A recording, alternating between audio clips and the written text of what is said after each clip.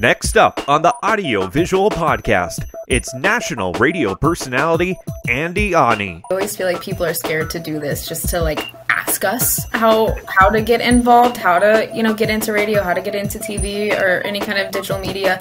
That's what got me hired at my first radio job. I literally just asked this person, "Hey, could you get me hired there?" And they're like, "Send in your resume." And I'm like, the rest was history. So I'm like, you just don't be afraid to ask, because you never know. And at the very least, you create a relationship with this person that could be beneficial later. 3, 2, 1.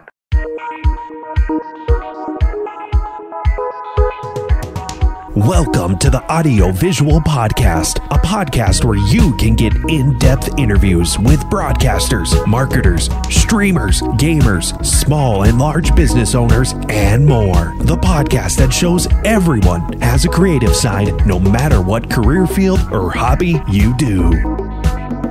You're tuning in to the Audio Visual Podcast. Hello, everybody. Kyle Dean here with you once again. Thank you for tuning in. And we've been having some great guests here throughout the last few episodes. And I will have to introduce here another great person that I used to work with here for a couple of years or so. And it is Andi Ahne. And Andi, how are you doing today?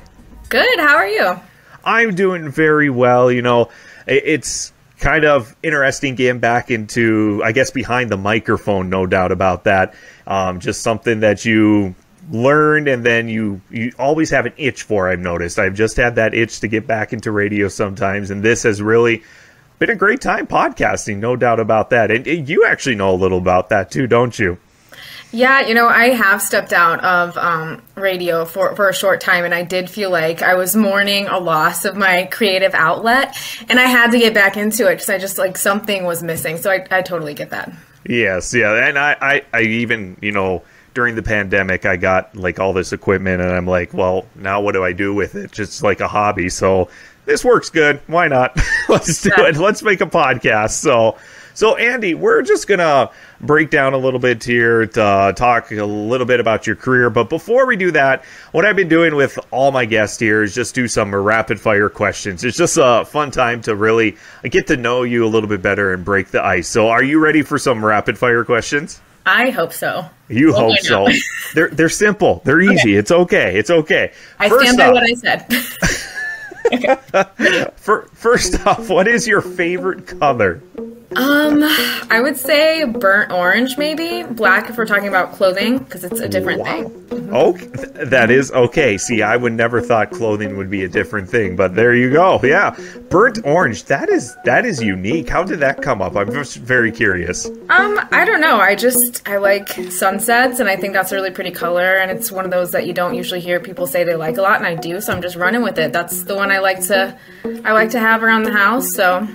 Perfect. Nice. So what is your favorite food? Chicken fettuccine alfredo, or basically any kind of pasta. Okay. That sounds, I love pasta. Spaghetti's my go-to for pasta. I know, pretty plain Jane, but it still works. What's your, what was that? I said, I'm not judging. It's fine. Yep. Okay, good. What is your favorite movie or TV show? So, favorite TV show right now is The Last of Us. Okay. Mm-hmm. Yeah, that is a pretty big one right now. Did you play the video game, I guess? No, I'm not a gamer. I'm so sorry. No, that's fine. That's fine. Because another person I interviewed, actually, Amber Wheeler, she said The Last of Us too. So, and I asked her the same question. Did you play the video game? She's like, I didn't even know it was a video game. So, what is your go-to karaoke song, or what is your favorite song, or both? It doesn't matter. Yeah, I don't do a lot of karaoke, but I will say my favorite song for the longest time has been Okay, I Believe You, but my Tommy Gun Don't by Brand New, but I should probably update that at some point, but yeah. You don't need the update songs at all. There's nothing wrong with that. I'm still stuck in the early 2000s for my favorite songs, so nothing's wrong with that. What's your favorite game? Could be a board game, video game, anything like that. So I'm, again, not really a big gamer, but I would definitely play you in a hand of Rummy. Rummy? I've never played that, I don't think, and I would probably lose. Put money on it. No, we don't want to put money on it. No.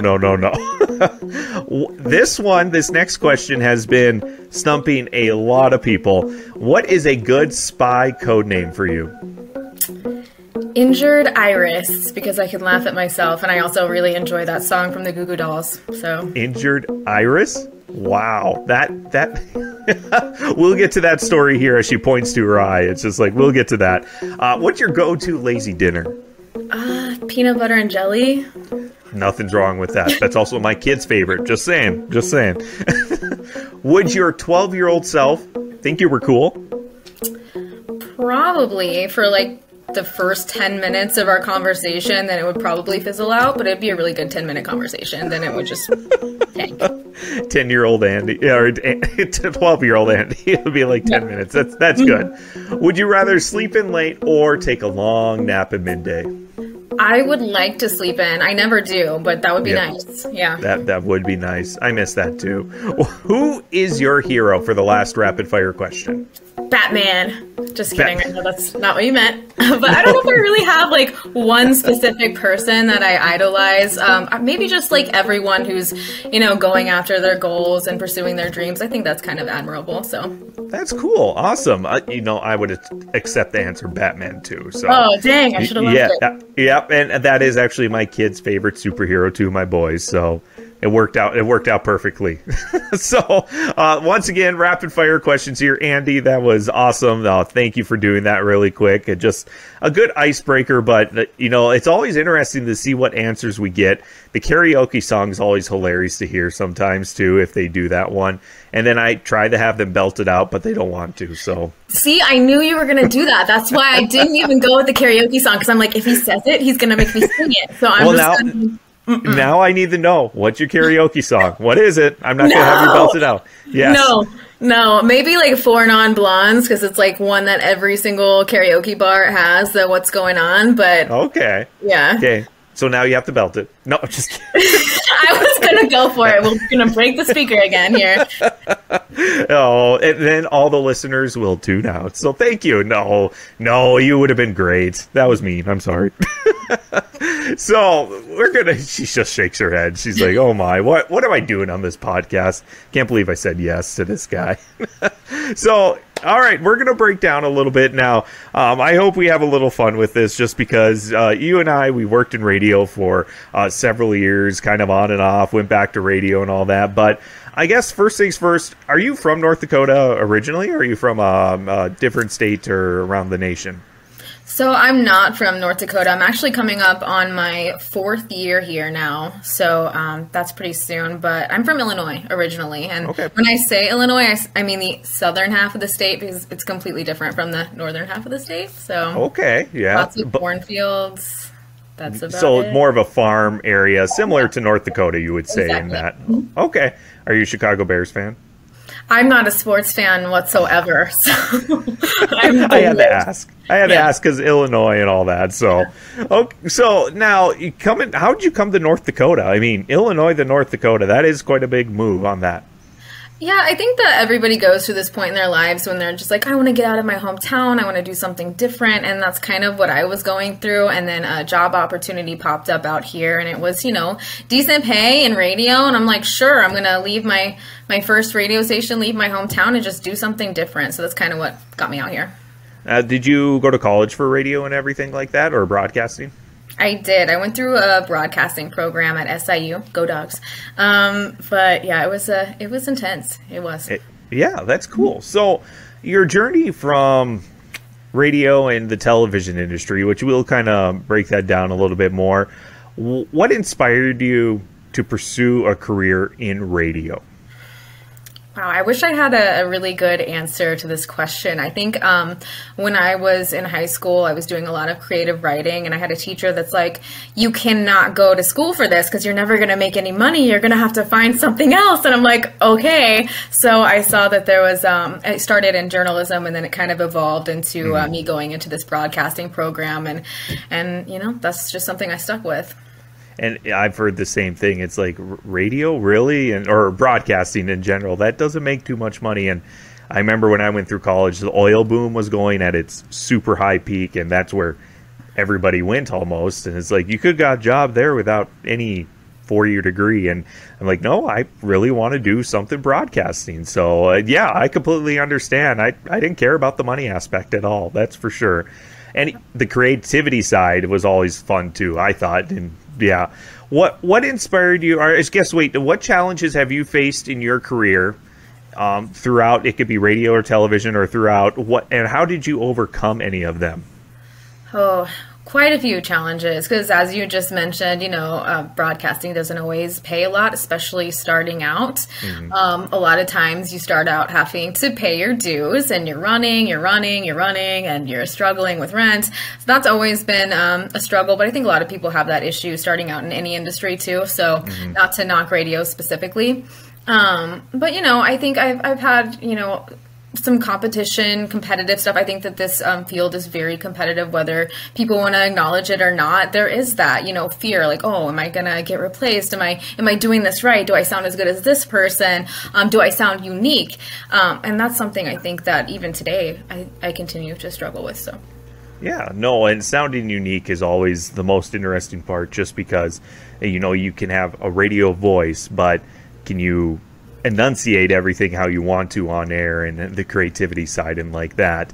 And for speaking of kind of the radio side to TV side, what was kind of that transition? Because you worked on both sides. Why did you go to the TV for a little bit? Just see if the grass is greener on the other side, or just get your feet wet a little bit more in the broadcast industry?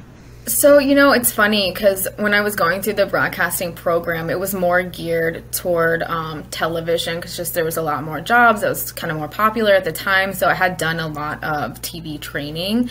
Not that I had gotten a lot of experience with it, but, when I left when I got laid off during the pandemic, because that did happen, from my radio job that I moved out here for, I switched over to TV because it was one of the few things that was available at the time. And I'm like, you know what, I think I can do this. And I did.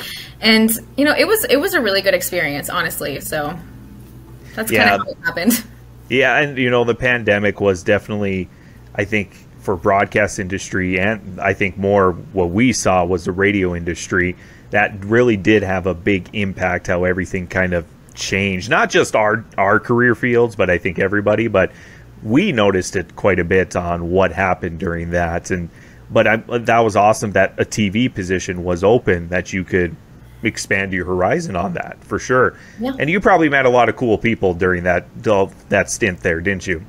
I'm really kind of grateful in a way that it happened, because whenever I moved out here, I didn't know anyone. I'm by myself. I'm struggling to make connections. I'm struggling to, really put myself in the community, put myself out there. But whenever I did start doing TV, I was just constantly out there interviewing people, just meeting people in a way that I wouldn't have gotten to just doing radio. So it helped me build those connections here in Bismarck and kind of make it more my home. So. Yeah, and that's great to hear. Trying to make a home in Bismarck, the place where you work at, really make those connections.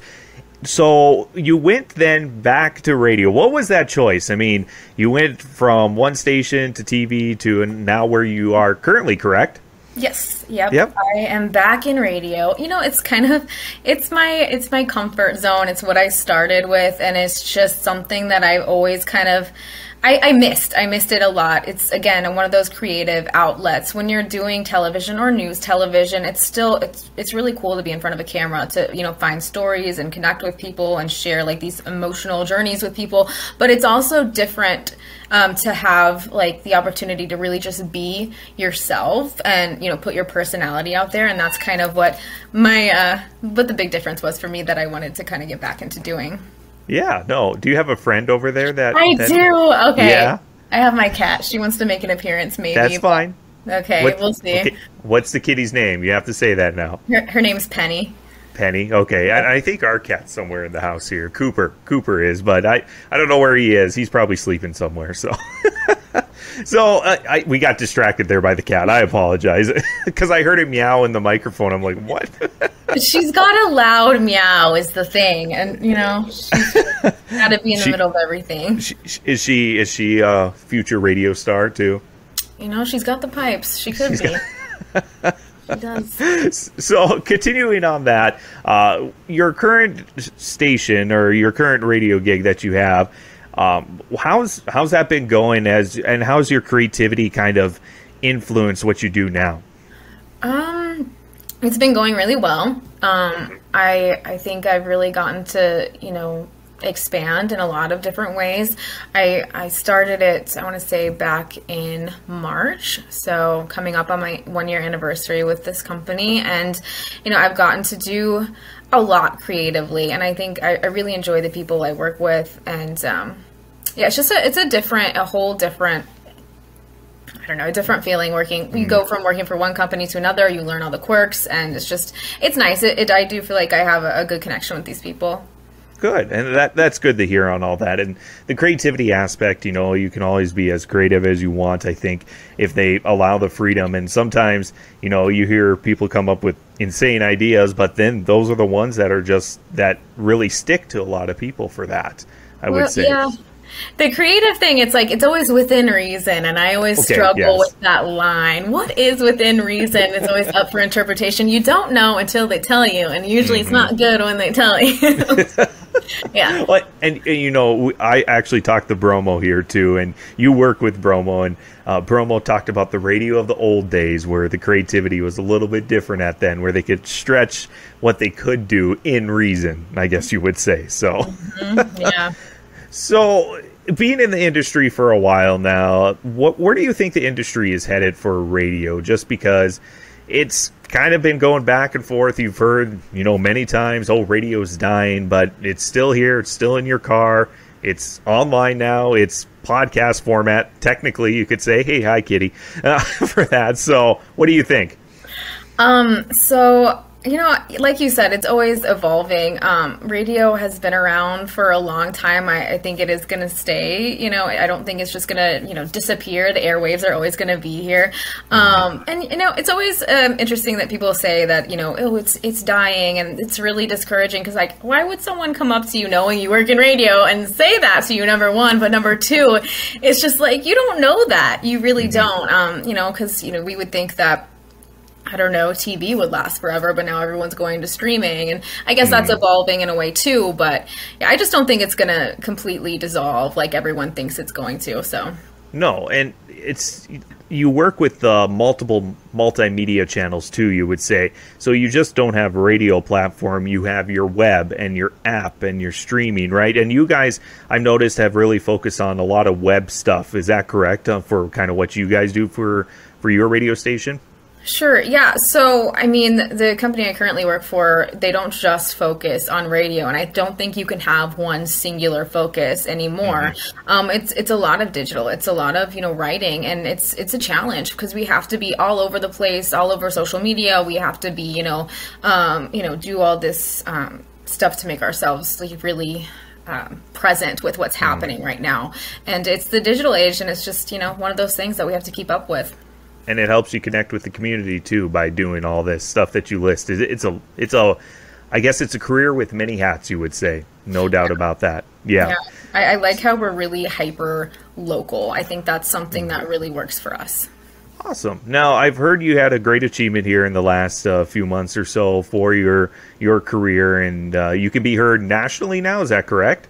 Yeah, that's true. I get to be all over the place so everyone can hear all my mistakes. Oh, don't say that. Mistakes. No. The live radio is always the best when you make mistakes. It shows that it's real, actually. I agree with that. I do. No, it's been really humbling, and it's been, a learning experience to be able to put my show out there for a lot of different places to hear. And it's really cool that, you can kind of get feedback from different people all over the place and, kind of learn about feedback's important. I still remember when my first boss always brought me in every few months to feedback on your show or sports play-by-play or anything. And I'm like, oh boy, we're going to get ripped apart. And usually it wasn't that bad, but they really focused on what you can improve better. No doubt about that. It's always good on that. So looking at the radio industry just a little bit more, have you ever interviewed anybody interesting or maybe challenging that would be just like it sticks in your mind when you did that interview or so? I mean, I feel like when I worked at my very first radio station, I was just starting out. So everyone I interviewed, it was really challenging and terrifying. I'm not sure that any interview is necessarily easy. You always have to prep for it and, prepare. And then sometimes you don't want to do too much of that because you want it to be authentic and a real conversation. Yep. So, I mean, I've gotten to interview a lot of artists, Jimmy Allen. I've gotten to meet a lot of artists, but yeah, not so much as of late, but... So, Andi, before, everything happened with the pandemic and all that, we were actually thinking about starting our own podcast. I have no clue what it was going to be about, but I think it would have been more of us trying to figure out what are we doing half the time. So yeah. We had no idea what we were going into it with, and of course it didn't happen. But it would have been something special, I think. Our one episode done. That's it. It would be a memorable episode. What have you listened to any podcasts? I guess, is there any particular ones that you do listen to that are just eye-catchy, ear-catching? I don't know what to say. Yes. I don't really listen to a lot of podcasts, and I can't give you like a name offhand, but I watch a lot of the comedian ones. Okay. Who is it? Tom Segura? I can't even say his name. So, and his wife, they have this little podcast together, and it's just hilarious, but wildly inappropriate for radio, but very, very funny. Well, I'm no comedian, so just going to let you know on that. So, well, Kyle, what's happening? So I guess I was looking at some of the questions, pre-interview questions that I sent to all my guests, and I heard that you have an interesting story, no doubt, about I guess we were talking a little bit, Iris, your whatever your spy code name was. What was your spy code name again? Now I forgot. Oh God, injured Iris. There we go. So what happened? I guess what's going on? I want to hear this story. So technically I did not injure my iris, but it's the only thing that sounded good as a spy name. But so yeah, this was during the pandemic when I was still working for the radio station that hired me out here in Bismarck. All of a sudden, super crazy, something I wouldn't wish upon anyone. I woke up one day and I just couldn't see up. So naturally I go to the eye doctor and they're like, oh, this is weird. You should go to another eye doctor, and then another eye doctor. And it turns out that my retina had detached in my left eye, and it was pretty severe. So that same day I ended up having to go to Fargo for surgery, and I just looked like awful. So yeah, I was down for the count for a while. And then, wow. That's got to be a scary situation at the same time, but at least it was not a super serious situation then. Well, I mean, I was very close to losing my vision in my left eye. They said if I would have waited too much longer, like days it could have been, I could have lost my vision. So it was really lucky. But yeah, I went through a lot of emotions. I wallowed in quite a bit of self-pity for a while. And I mean, I eventually got back to work and was trying to, just get through it. But there was a time where I suckered one of my friends into driving me out to Medora. And I'm just like, I want to see these hot air balloons fly because it might be the last beautiful thing I ever see. And you're going to take me. I was being so dramatic, but I regret nothing. So. Well, you know what? I think that's okay on all that. But hot air balloons, that is a very interesting choice for maybe seeing the last thing. But for that, very beautiful with the sunset, right? Yeah, it was actually with the sunrise, so it was really pretty. It was something to see. Even better. So you went to go see them for sure, right? Mm-hmm. Yep. Okay, perfect. I did. Recently, I actually had my retina tear in my other eye, but it was like not as severe as last time. Wow. So I'm just struggling over here. You're not struggling. You don't need to see to do radio. Mostly. Yeah. And then I could say I've heard how many times when I worked radio for the last how many years, it's like, oh, you have a face for radio. I'm like, thanks. That's, if I had $1 for every time I heard that, I think I'd be a millionaire or so. Oh yeah, that's the worst one. That is. So the one thing that I've always enjoyed about radio, I did more of the sports play-by-play stuff, and I know you're a huge fan of sports. Oh yeah. Oh yeah, huge fan. Go team, go sports. What? Go. ball basket. One thing I liked was the live broadcast, just because you got out of the studio, you got to go meet with a lot of, I guess, your partners and sponsorships for the radio station. What's your favorite aspect, would you say, like as a live broadcast, or would it be anything similar like that? Or I don't know. I just enjoyed the live broadcast aspect by 100% out in the community. See, I get what you're saying. It is nice to get out of the studio and kind of interact with the people in your community and kind of just be out there on the scene or a part of something that's going on. But it's easy to, I'm going to be honest, it's easy to get burnt out on that if you're, running. I wouldn't say that's my favorite part. I always circle back to just the creative freedom. I always just like love the, nearly like carte blanche aspect of it. I'm just like, I like going into the studio and doing something new every single day, and I think that's kind of my favorite part. How much prep time do you usually do before a show? I'm just curious, because mine was usually, I don't know, maybe an hour, a couple hours, just depends on how much news and stuff are going on that day. So well, see, I feel like it's different if you do like sports and news, and I should spend a lot of time prepping. You're supposed to stack your show and do all this stuff, and I'm going to get myself in trouble saying this. I do not prep. Like, I walk in there, I'm like just gathering what I can, and then I'm just, freestyle it. There's nothing wrong with that. I mean, I think every radio, TV person has had a day where they're like, we're seeing what's happening, and hopefully it goes well. That's no doubt about that.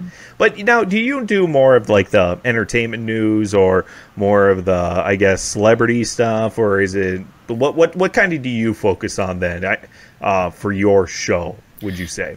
So doing what I do, trying to make it suitable for different places in the country, you kind of have to, keep it a certain way, I guess. You don't want to get too local, because then you're alienating one group, that kind of thing. I do some entertainment news, but mostly it's like lifestyle stuff, things that I feel like any person could relate to. It doesn't necessarily, I don't like to do so much entertainment news because it just gets exhausting sometimes. I love hearing about my favorite celebrities, but I also love to hear, someone in, relatable talk about something that's, also bothers me, or also, just it's a day-to-day thing that you encounter. I just like to hear, I like to talk about the real stuff, I guess. Yeah, and I was just going to say that's definitely the real stuff where it can affect you and I, for any lifestyle, I guess, for that. So yeah, that's really good. I like that aspect of what you focus on for your show. Now, what would you say to young people that are looking into a broadcast career or a radio career, television career? What would you say to them? Well, there is no such thing as a natural. It's something that you have to work on. You're never going to sound perfect. You have to work on your cadence, your inflection, and you need to find someone who's going to mentor you. And sometimes that's hard to do. It is competitive, like I said, but just be patient with yourself, do your homework, and just, remember it's not just one thing. You need to be doing all the things, the digital, the social media, because that's just, times are changing. And, with the times changing, it's crazy that you need to know, like, Photoshop in some way or form, video editing. Social media itself is a whole-blown career now, you would have to say, and all that. Yeah. And that's the one that's just mind-boggling, is, like, social media is changing so fast with what the algorithm, as they say, for each social network. So, and do you handle the social media for the your guys' stations then? I don't handle it solely. We all contribute to it, which is great. But no, I mean, we all put out our own things. And then, of course, I run my own social media accounts and try to brand myself a little bit. But no, we all contribute, so that's kind of great. And that was always an interesting aspect for the company we worked for. Trying to brand yourself was one of those things. And that I just never got used to fully. I kind of did in the past, but I never really, I think, embraced it as well as I should, or I could have, no doubt about that. Because how much time do you spend by branding yourself and branding your show, but then also make sure your content? It's just like it's encased in all of that to make a great product, I would say. So it's hard to hit all of those things. And it's also one of those situations where you're like, man, I feel really vain. I'm just sitting here talking about myself, shameless plug. And, it's hard to, when you're trying to stay humble, it's hard to just do that too. So it is.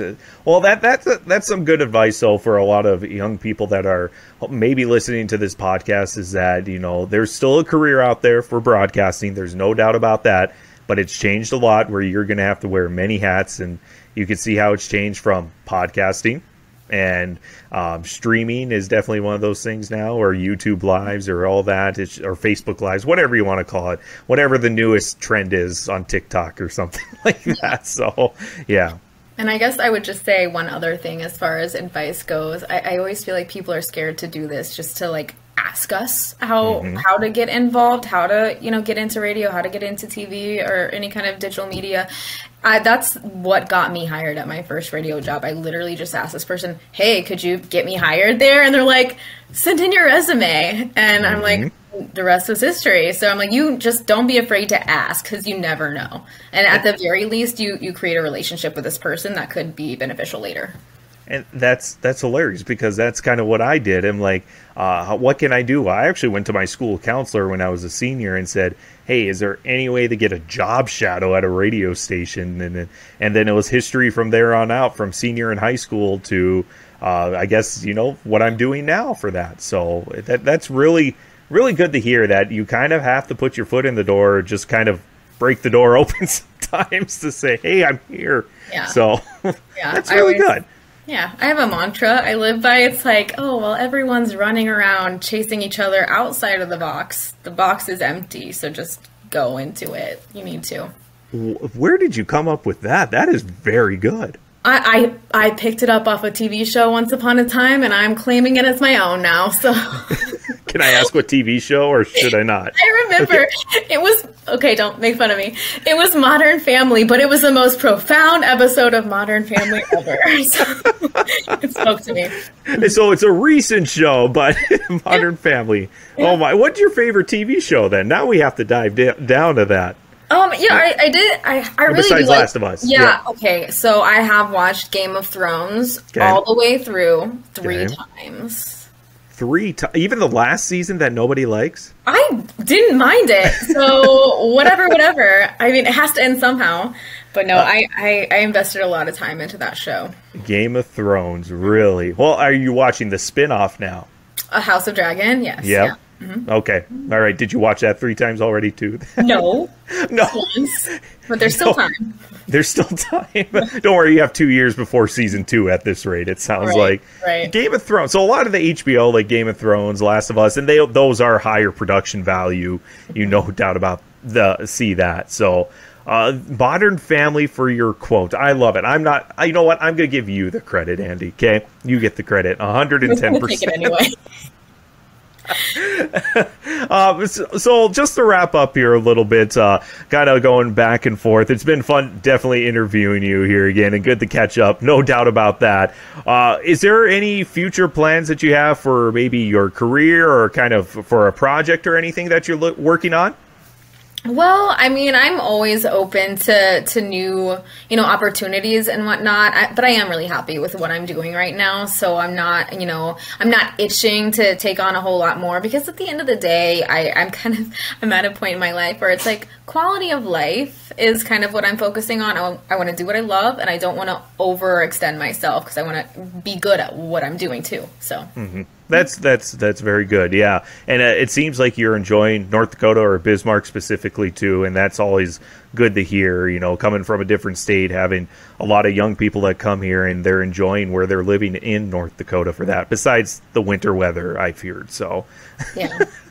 I'm sick of winter, and I've been here all my life. So don't even get me started. I'm getting a little bitter about it. Yeah, but it's fine. Yes, you know what? I hope we never have a storm again like we did in that one April.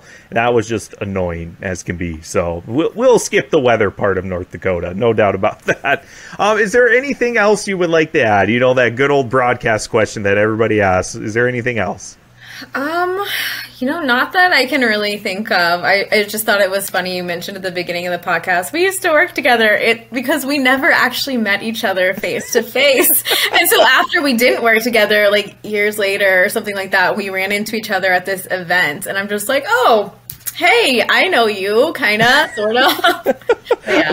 It must have been, was it last year in Bismarck? Yeah, was that one of them? Yeah, and that's the thing. I don't think I ever met you besides teams, because I think it was a lot of, you're Bismarck, I'm up in Minot, and it's like we're still in the same company, but it's just like, yeah, and that was the first time I ever met you, was down at that event for our two different career choices and all that we were doing now. So yeah, that was, now that you mentioned that, it is kind of funny how we always just had team meetings together. Yeah, that was it. Then we were going to start a podcast, guys. How do you think that would have went? It would have been great. I honestly think it would have been good. I know it would have been good. I still don't know what we would talk about. Maybe lifestyle choices. I don't know. Maybe. Bring me back on. We can keep it rolling. Oh, we can do that. Maybe we should have you're giving me an idea. Don't you give me ideas now. You're going to like Andy with lifestyle on the audiovisual podcast. She's like, no, just stop, Kyle. Just no. I have no comment. No further comment. No comment? No, I'm just kidding. It's okay. It's been fun, Kyle. I really appreciate you having me on. Yes, and I have to say thank you again for coming on here to the podcast, kind of to help support me in this hobby that I'm doing, to really scratch the radio itch that you and I both well know that it's just like when you're in radio, you just can't leave it, even though it's changing, I think, day by day. No doubt about that, for sure. So, Andi, thank you very much, and good luck to all your future endeavors, no doubt about that, and can't wait to hear you on the radio here. Thank you. You betcha.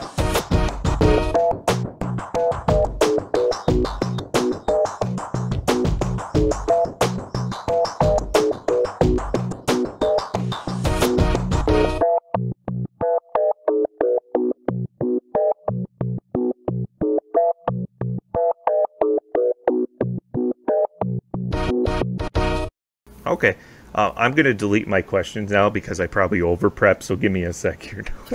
Okay, that's fine. I am like your worst interview because my computer's going to die, so I'm going to grab my charger.